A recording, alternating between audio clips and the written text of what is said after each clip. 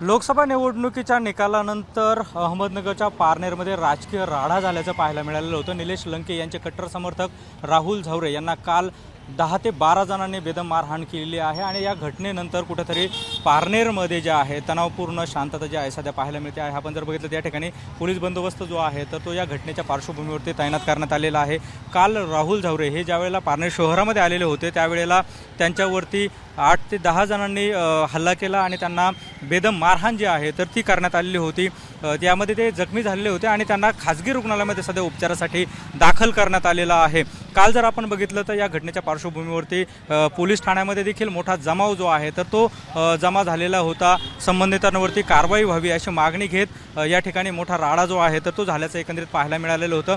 या संपूर्ण घटनेच्या पार्श्वभूमीवरती पारनेरमध्ये 12 जणांवरती गुन्हा जो आहे तर तो पोलीस ठाण्यामध्ये दाखल करण्यात आलेला आहे।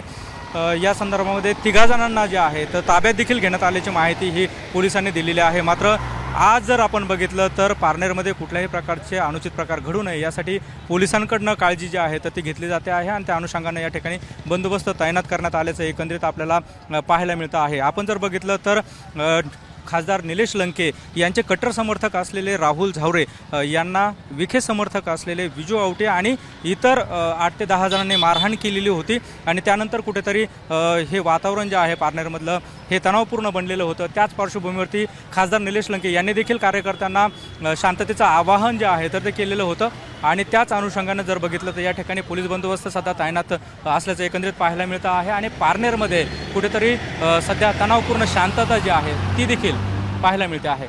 कॅमेरा पर्सन धनंजय दारुंटेसह सुनील भोंगळ, एबीपी माझा, पारनेर।